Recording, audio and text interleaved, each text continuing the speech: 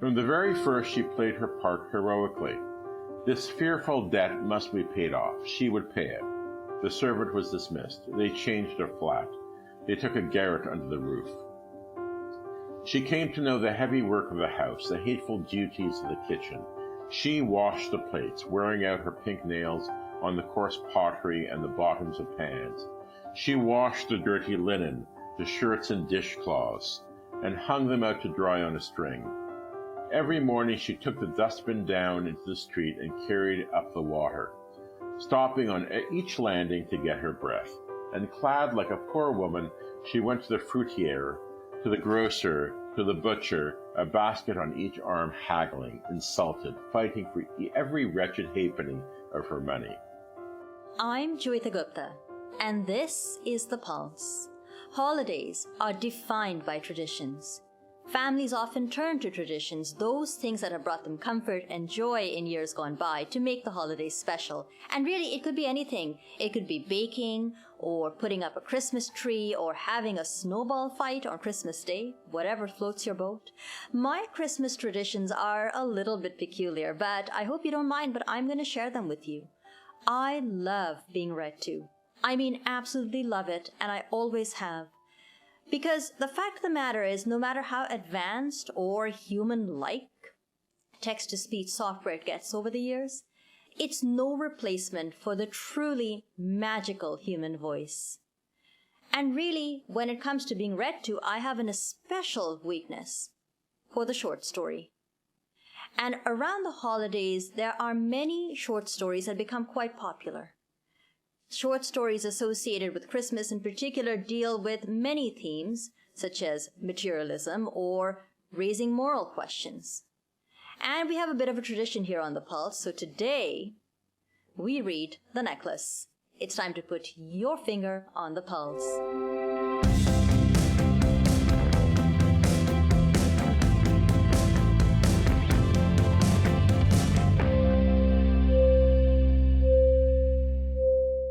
Hey, hello, and welcome to The Pulse on AMI Audio. I'm Joeita Gupta, and I'm delighted to welcome you to what is without fail, I shouldn't be saying this, but what is without fail my favorite episode of the year, and that is our holiday episode. And I'm recording it, as I always do, from the Accessible Media Studios in downtown Toronto. We are located on Treaty 13 land, subject to the Dish with One Spoon Treaty. And I am clad in a, I'd like to say, very festive red cable net sweater. My hair is pulled back in a bun. And the reason this show is amongst one of my favorites that I do every year is because we have something akin to a tradition right here on the program where we pick up a short story, often one of my choosing, and we talk, and we have somebody very special come on to read it. And the person who comes on to read it is, drum roll please, my husband. And so it's with great pleasure that I welcome Andy Laird to the program. Hi, Andy. Hi. Welcome back. Oh, it's good to be back. I'm glad you came back. It's good to have you back. Last Christmas, or around this time, we read The Happy Prince. And of course, we'll put a link in the description down below so people can go and check that one out. But it is good to have you back. And tell us a little bit about what you're going to read for us today. Oh, well, it's The Necklace by Guy de Maupassant, which was written in 1885. It actually came out in September. It wasn't actually intended as a Christmas story, but I think it's become a Christmas story because of some of its themes, and perhaps as a contrast to, I guess, the materialism of Christmas. It's kind of an antidote to that. That makes a lot of sense. Now, look, it's a short story, so I won't ask you to summarize it. I know it's about a necklace, or the necklace. Why don't you go ahead and give us a read? Okay, all right. The Necklace by Guy de Maupassant. She was one of those pretty and charming girls, born as though fate had blundered over her, into a family of artisans. She had no marriage portion, no expectations, no means of getting known, understood, loved, and wedded by a man of wealth and distinction. And she let herself be married off to a little clerk in the Ministry of Education. Her tastes were simple because she had never been able to afford any other, but she was as unhappy as though she had married beneath her, for women have no caste or class, their beauty, grace, and charm serving them for birth or family, Their natural delicacy, their instinctive elegance, their nimbleness of wit are their only mark of rank, and put the slum girl on a level with the highest lady in the land. She suffered endlessly, feeling herself born for every delicacy and luxury. She suffered from the poorness of her house, from its mean walls, worn chairs, and ugly curtains. All these things, of which other women of her class would not even have been aware, tormented and insulted her.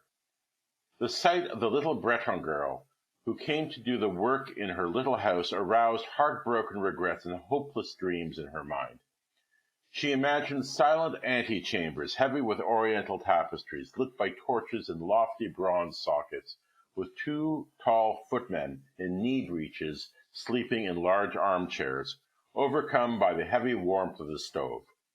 She imagined vast saloons hung with antique silks, exquisite pieces of furniture supporting priceless ornaments, and small, charming, perfumed rooms created just for little parties of intimate friends, men who were famous and sought after, whose homage roused every other woman's envious longings. When she sat down for dinner at the round table covered with a 3-days-old cloth, opposite her husband, who took the cover off the soup tureen, exclaiming delightedly, "Aha, beef stew! What could be better?"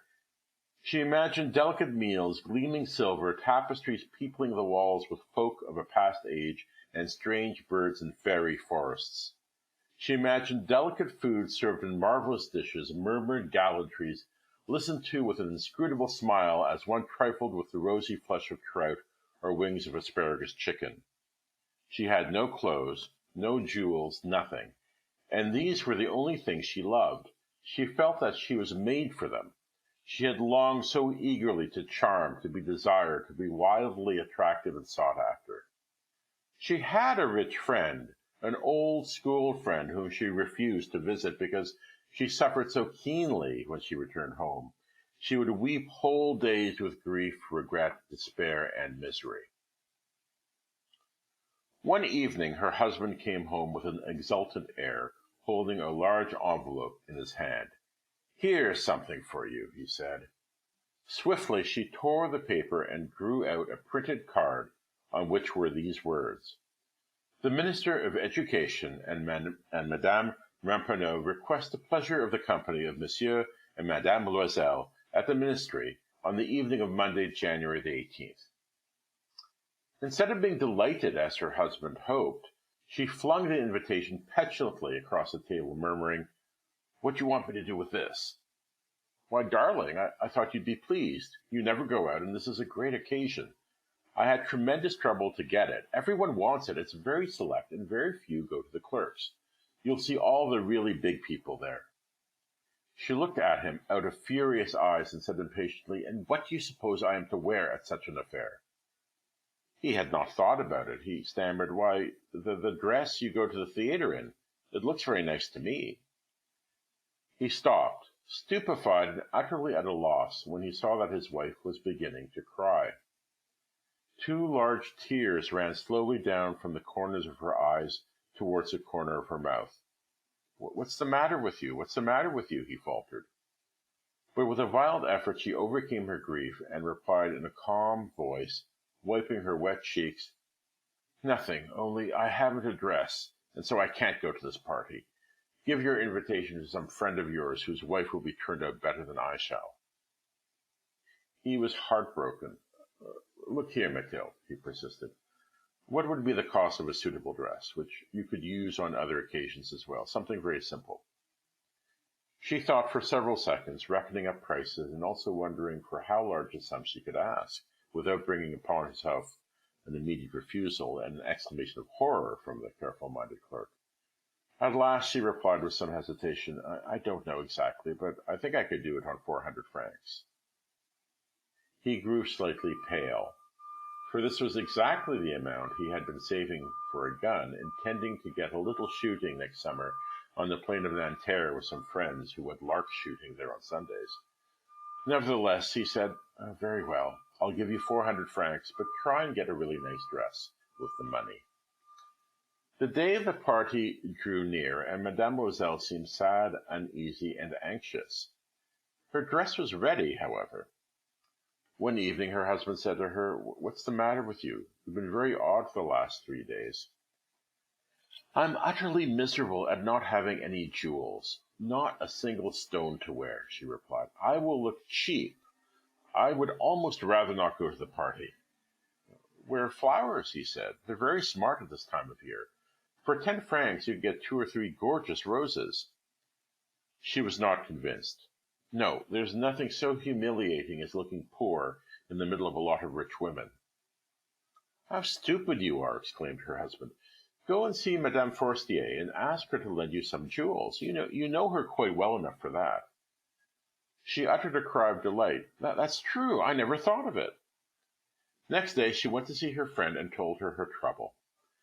Madame Forestier went to her dressing table, took up a large box, brought it to Mademoiselle, opened it, and said, "Choose, my dear." First she saw some bracelets, then a pearl necklace, then a Venetian cross in gold and gems, of exquisite workmanship. She tried the effect of the jewels before the mirror, hesitating, unable to make up her mind to leave them, to give them up. She kept on asking, "Haven't you anything else?" "Yes, look for yourself. I don't know what you would like the best." Suddenly she discovered in a black satin case a superb diamond necklace. Her heart began to beat covetously. Her hands trembled as she lifted it. She fastened it round her neck, upon her high dress, and remained in ecstasy at sight of herself. Then, with hesitation, she asked in anguish, "Could you lend me this, just this alone?" "Yes, of course." She flung herself on her friend, embraced her frenziedly, and went away with her treasure. The day of the party arrived. Mademoiselle was a success. She was the prettiest woman present, elegant, graceful, smiling, and quite above herself with happiness. All the men stared at her, inquired her name, and asked to be introduced to her. All the under-secretaries of state were eager to waltz with her. The minister noticed her. She danced madly, ecstatically, drunk with pleasure, with no thought for anything. In the triumph of her beauty, in the pride of her success, in a cloud of happiness made up of this universal homage and admiration, of the desire she had aroused, of the completeness of a victory so dear to her feminine heart. She left about 4 o'clock in the morning. Since midnight her husband had been dozing in a deserted little room in company with 3 other men whose wives were having a good time.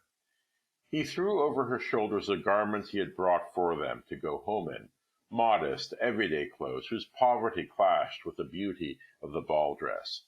She was conscious of this and was anxious to hurry away, so that she should not be noticed by the other women putting on their costly furs. Loisel restrained her. "Wait a little. You'll catch cold in the open. I'm going to fetch a cab."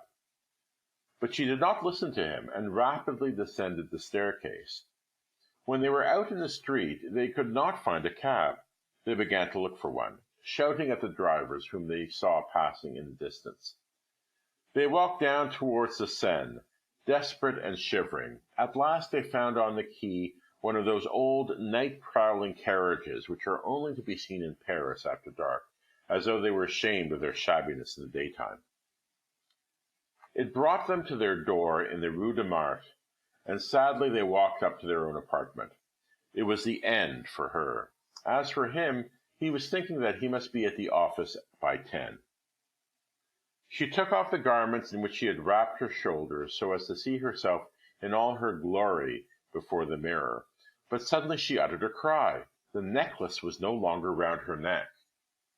"What's the matter with you?" asked her husband, already half undressed. She turned toward him in the utmost distress. I've no longer got Madame Forestier's necklace." He stared with astonishment. "What? Impossible!" They searched in the folds of her dress, in the folds of the coat, in the pockets, everywhere. They could not find it. "Are you sure that you still had it on when you came away from the ball?" he asked.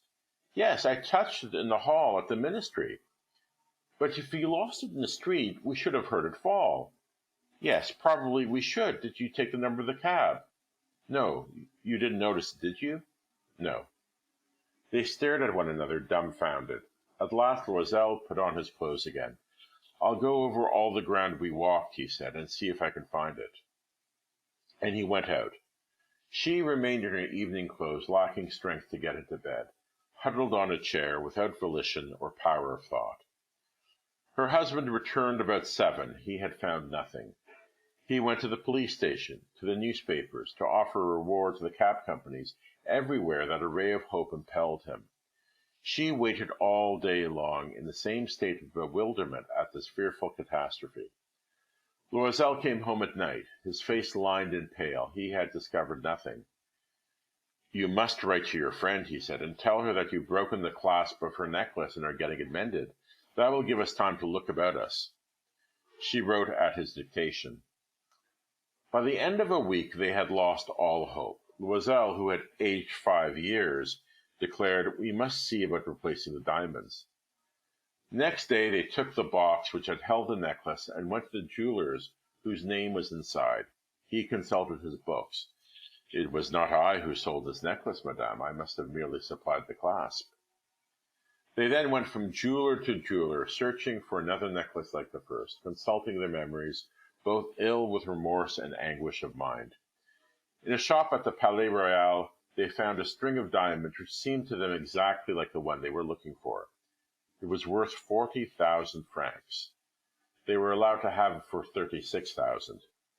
They begged the jeweler not to sell it for 3 days, and they arranged matters on the understanding that it would be taken back for 34,000 francs if the first one was found before the end of February. Loisel possessed 18,000 francs left to him by his father. He intended to borrow the rest. He did borrow it, getting 1,000 from one man, 500 from another, 5 louis here, 3 louis there. He gave notes of hand, entered into ruinous agreements, did business with usurers and every type of moneylender. He mortgaged the whole remaining years of his existence, risked his signature without even knowing if he could honor it, and appalled at the agonizing face of the future, at the black misery about to fall upon him, at the prospect of every possible physical privation and moral torture, he went to get the new necklace and put down upon the jeweler's counter 36,000 francs. When Madame Loisel took back the necklace to Madame Forestier, the latter said to her in a chilly voice, "You ought to have brought it back sooner. I might have needed it."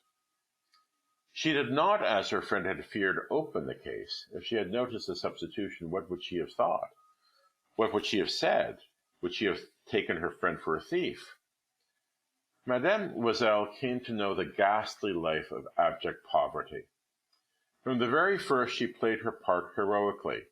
This fearful debt must be paid off. She would pay it. The servant was dismissed. They changed her flat. They took a garret under the roof. She came to know the heavy work of the house, the hateful duties of the kitchen. She washed the plates, wearing out her pink nails on the coarse pottery and the bottoms of pans. She washed the dirty linen, the shirts and dishcloths, and hung them out to dry on a string. Every morning she took the dustbin down into the street and carried up the water, stopping on each landing to get her breath. And clad like a poor woman, she went to the fruitier, to the grocer, to the butcher, a basket on each arm, haggling, insulted, fighting for every wretched halfpenny of her money. Every month, notes had to be paid off, others renewed, time gained. Her husband worked in the evenings at putting straight a merchant's accounts, and often at night he did copying at 2 pence halfpenny a page. And this life lasted 10 years. At the end of 10 years, everything was paid off, everything. The usurer's charges and the accumulation of superimposed interest. Madame Loisel looked old now. She had become like all the other strong, hard, coarse women of poor households. Her hair was badly done, her skirts were awry, her hands were red. She spoke in a shrill voice, and the water slopped all over the floor when she scrubbed it. But sometimes, when her husband was at the office, she sat down by the window and thought of that evening, long ago, the ball at which she had been so beautiful and so much admired. What would have happened if she had never lost those jewels? Who knows? Who knows how strange life is, how fickle, how little is needed to ruin or to save. One Sunday, as she had gone for a walk among the Champs-Élysées to freshen herself after the labors of the week, she caught sight suddenly of a woman who was taking a child out for a walk.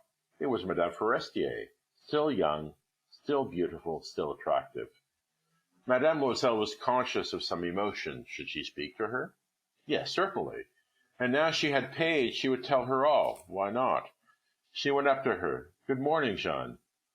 The other did not recognize her, and was surprised at being thus familiarly addressed by a poor woman. But madame, she stammered, I don't know, you must be making a mistake. No, I am Mathilde Loisel. Her friend uttered a cry. Oh, my poor Mathilde, how you have changed. Yes, I've had some hard times since I saw you last, and many sorrows, and all on your account. On my account? How was that? You remember the diamond necklace you lent me for the ball at the ministry? Yes, well, I lost it. How could you? Well, you brought it back. I brought you another one just like it, and for the last 10 years, we have been paying for it. You realize it wasn't easy for us. We had no money. Well, it's paid for at last, and I'm glad indeed.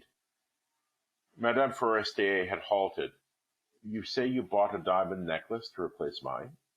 Yes, you hadn't noticed it? They were very much alike. And she smiled in proud and innocent happiness. Madame Forestier, deeply moved, took her two hands. Oh, my poor Mathilde, but mine was imitation. It was worth at the very most 500 francs. And that was The Necklace by Guy Maupassant. Wow. I mean, I don't know about you, but every time I read that story, and the end, I feel a wrench in my heart. It's quite an ending. What do you make of it? Well, I guess it's about, well, part of it's about class pretension, but it's about, the need not to be materialist, the need not to be trying to keep up appearances, and also the need to be honest. If she had been honest with herself, she wouldn't have had the need to kind of make herself, put on airs and try to make herself come off as richer as she was. But also, if she'd been, honest with her friend and said, well, I'm sorry I lost the necklace, she would have found out that it was an imitation, that she wouldn't have lost 10 years of her life. So, I mean, and there's a whole ironic twist there of her not having appreciated what she had, which was, I guess, a middle-class, fairly comfortable existence. And because of that, she ended up in a much more dire and impoverished situation. So I guess that's part of the lesson as well. I suppose. Don't you feel even a little bit sorry for her? I felt very bad for her. If you think about women, if you think about women in those days, I mean, she wasn't the one working, and she had to negotiate and beg and borrow for a dress that her husband had, set the money aside for his gun, and she doesn't really have access to a job. And really the only sort of capital that women had was their looks and their appearances. That's how women got ahead. So I actually, for the first time I read the story, I sort of felt a lot like you did. But over the years, being a woman and having worked and, having asked myself these questions so many times, am I appropriately dressed for the theater or for a certain occasion? Do I have enough jewelry? I do have a lot more sympathy for her than I did as maybe a younger person. Well, and I mean, obviously there's also quite a degree of sexism in the story, because it's her who is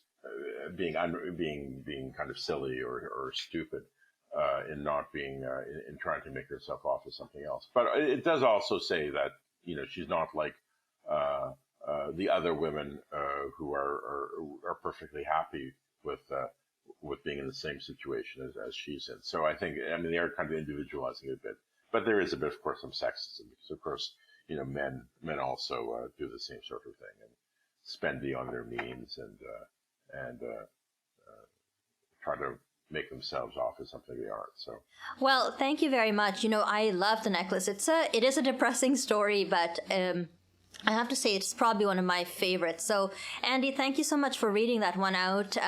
Go drink a tall glass of cold water, and I'm sure we'll have you back next year. We'll have to pick the next year's story, and hopefully revisit this particular tradition with you in next year when the holiday season rolls around. Thank you so much and enjoy your holidays. Oh, sure. My pleasure. Thanks. That was my husband, Andre Lair, who read The Necklace, and I don't know if you can tell, but I have a couple of tears in my eyes. This story really gets me right here in the fields. Just, the very first time I heard it, I think it was my mom who told me the story when I was a kid, and it's been with me for many years. I have a great deal of sentimental attachment to it, even though it is a very depressing story. But I hope you've enjoyed it, as well as some of the other programming we brought to you these last few months. I'd love to hear your feedback. You can write to us at feedback@ami.ca. You can find us on Twitter at AMI Audio. Use the hashtag PulseAMI. You can give us a call at 1-866-509-4545. That's 1-866-509-4545. Don't forget to leave your permission to play the audio on the program. That's all the time we have for today. I am sad to bid you adieu, but I would like to wish you a very happy holidays, however you choose to celebrate them, of course, on behalf of myself and everybody here who makes the Pulse possible. I'd like to extend a warm thanks again to Andy Lair for reading The Necklace for us today. Our technical producer is Mark Aflalo, our videographer is Matthew McGurk, and Andy Frank is the manager of AMI Audio. I've been your host, Joeita Gupta. Thanks for listening, happy holidays, and we'll see you in the new year.